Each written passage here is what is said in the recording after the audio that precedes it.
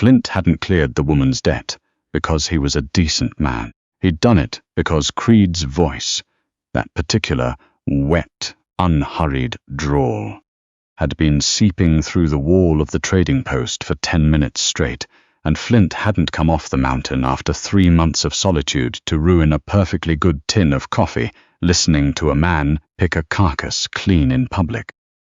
He'd walked to the counter, dropped his pouch, said, "She's square," and walked out into the grey November morning without once looking at the woman on the floor. He figured that was the end of it. He was wrong. Her name was Hazel. She'd been kneeling on the cold floorboards of Creed's trading post long enough that her knees had gone numb, and she was no longer certain whether the shaking in her hands was cold or fury. Probably both. Her father's name had been Arlen, and he'd worked the timber crews up on the ridge above Dunrock for 22 years before a falling spruce ended that arrangement in October. He'd left her the debt. $40 on Creed's ledger for winter flour charged on credit. The kind of credit that grew like mold the moment you couldn't watch it. Creed had offered her 2 options: work in the back rooms of the post or walk out the door with nothing. He'd smiled when he said it. The smile of a man who knows you have nowhere else to stand. She'd been in the middle of negotiating a 3rd option: time, washing, mending, something, when the stranger appeared from the dry goods side of the store. She hadn't registered him properly until the pouch hit the counter. He was enormous. Buffalo coat, river dark hair, a jaw that looked like it had been hewn from the same granite as the mountain behind. "Town," he said. "She's square, the way a man says close the gate, a minor task completed," and walked out. Creed stood staring at the pouch. Hazel stood staring at the door. Creed recovered first. He snatched the pouch, weighed it in his palm, and gave her a look that promised his memory of her was longer than his ledger. "Get out," he said. "Before I decide I was short-changed." She got out. The man. She'd heard someone outside call him Flint, had his horse hitched to a loaded supply wagon, and was pointing it north, toward the tree line, where the mountain road began its serious climb.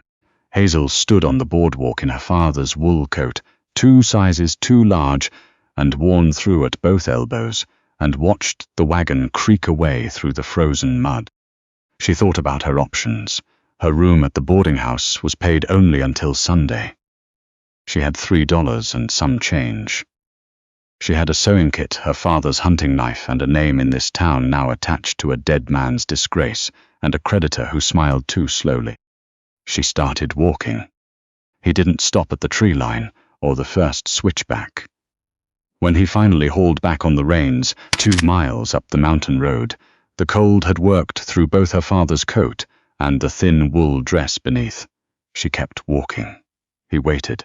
When she was close enough to see the set of his mouth, the particular disapproval of a man looking at weather he'd hoped wouldn't come, he said, "There's nothing up this road but trees, 1 cabin, and me. Turn around." "I owe you $40, Hazel said. "You don't. I threw that money away. Call it gone." "I don't take gifts." He stared at her. She held still under the weight of it, which cost her something, because she was shivering, and holding still made it worse. "You'll freeze before the 2nd ridge," he said. "Then I'll freeze," she said. "I work my debts." He didn't offer her a hand up. He reached across the bench, shoved a crate of salt aside, and said, "Sit." He pulled a canvas tarpaulin from behind the seat and dropped it over her shoulders without ceremony and without looking at her. Then he snapped the reins and said nothing else for the next 2 hours. The cabin appeared in the last light of the afternoon, tucked into the shoulder of the mountain behind a stand of old-growth spruce.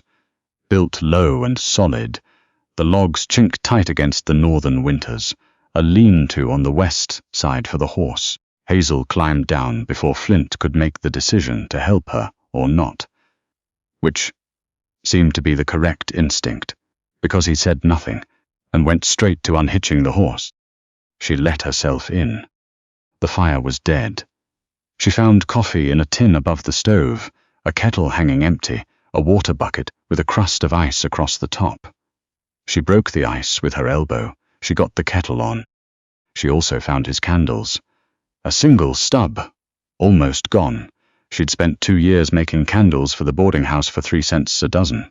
She found his pot of tallow, his wicks, the tin molds he'd stored and clearly never touched. By the time Flint came through the door, 6 new candles were drying on the table, and the coffee was ready.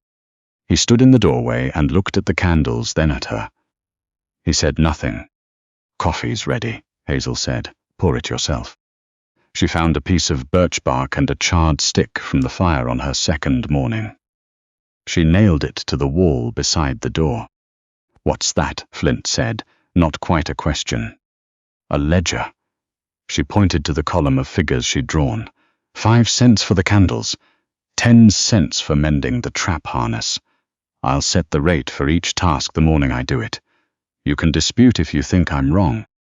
He looked at the birch bark for a long time.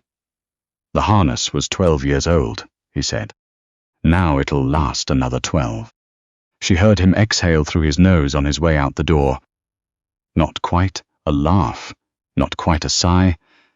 Something that fell precisely in between, and then he was gone to check his trap lines, and she was left with the quiet work of learning the shape of a stranger's life.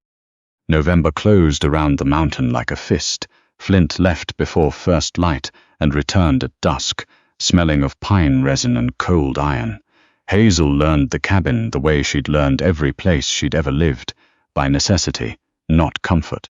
She found the dry rot in the southeast corner and packed it with moss and clay. She rendered the deer fat he brought back into proper tallow instead of letting it sit in the pot going rancid. She unraveled a ruined wool blanket and reknitted it into 2 narrower but functional ones. She marked each thing on the birch bark ledger. He looked at it some evenings when he thought she wasn't watching. She was always watching. The silence between them was taut at first, the silence of 2 people counting exits. By the second week, it had shifted, a silence that had room in it. A storm blew in off the northern peaks in the 3rd week of November and pinned them inside for 2 days. They sat on opposite sides of the hearth. Flint was mending a snowshoe frame with rawhide. Hazel was letting out the seams on his spare shirt, which had been cut for a man a full size smaller and had clearly never fit properly. "My father didn't gamble," she said. Flint kept his hands on the rawhide. "People in town think he ran up that debt because he was careless." He wasn't. She kept her eyes on the shirt.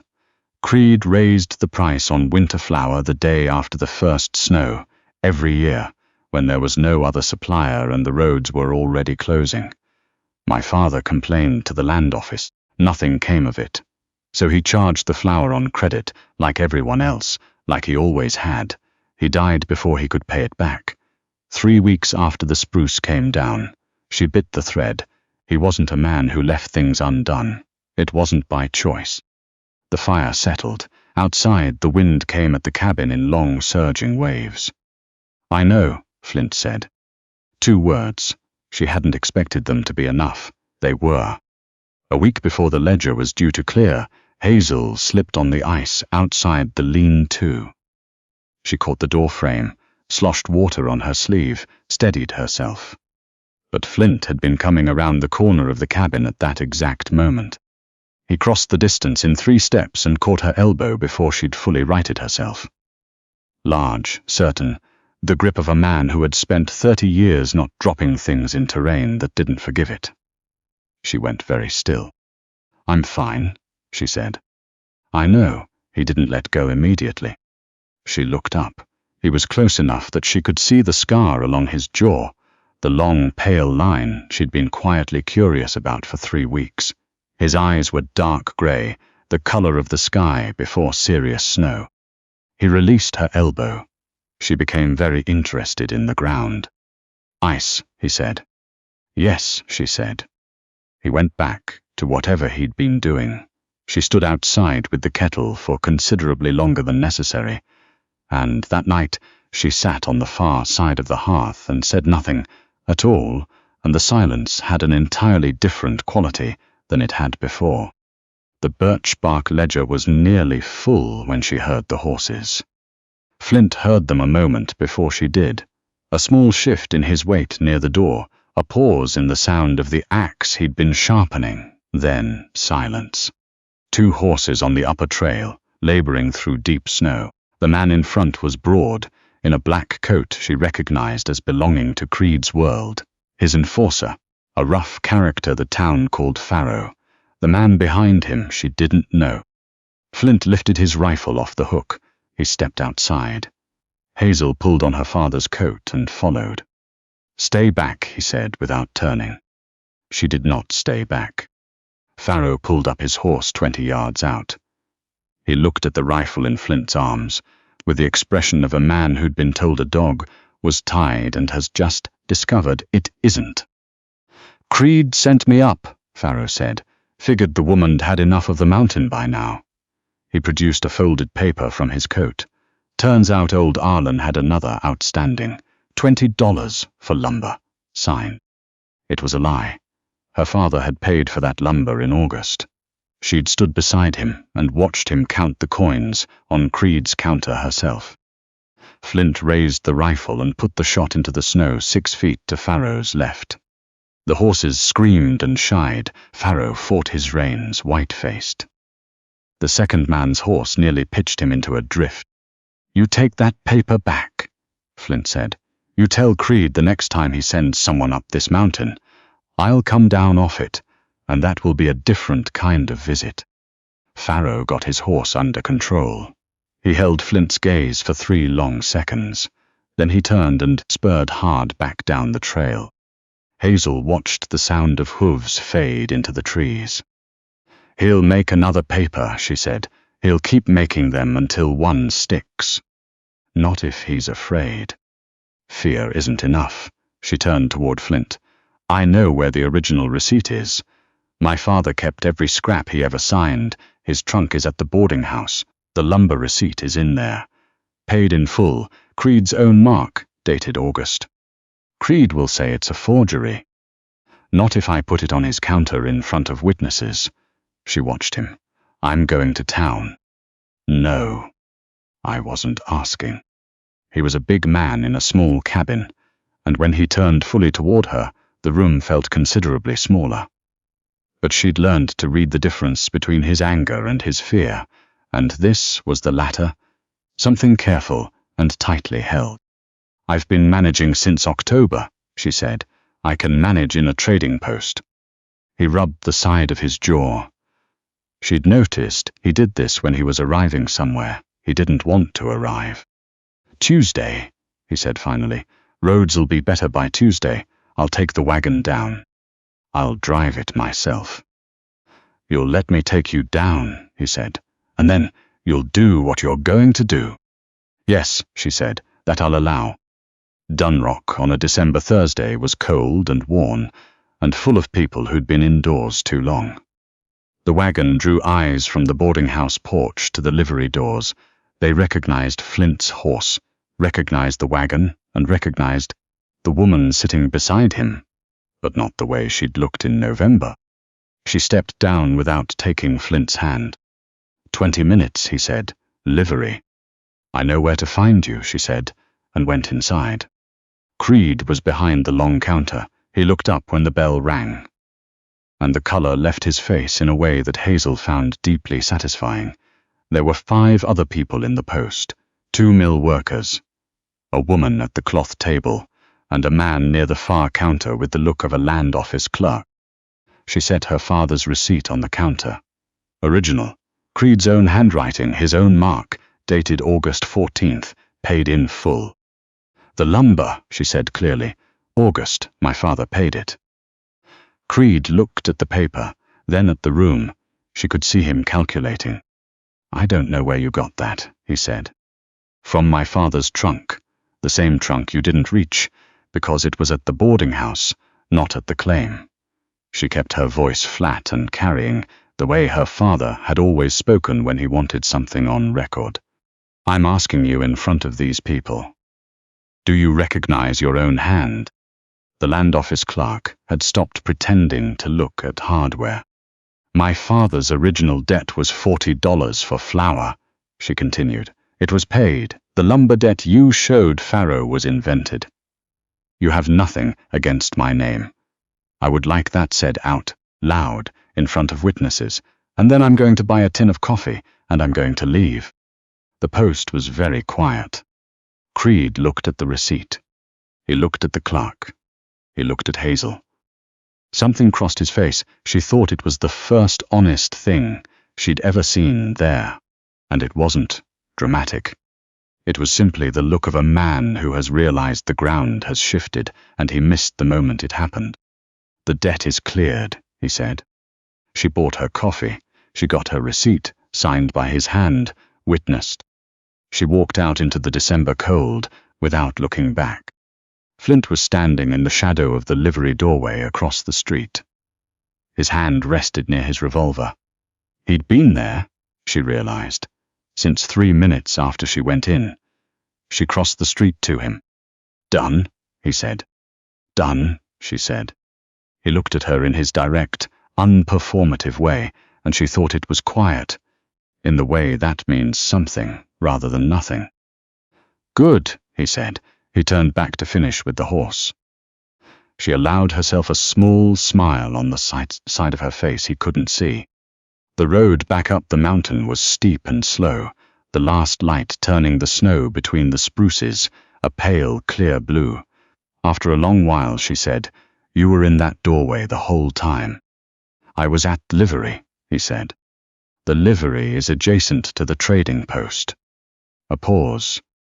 Adjacent, he agreed. She looked at him. He kept his eyes on the road.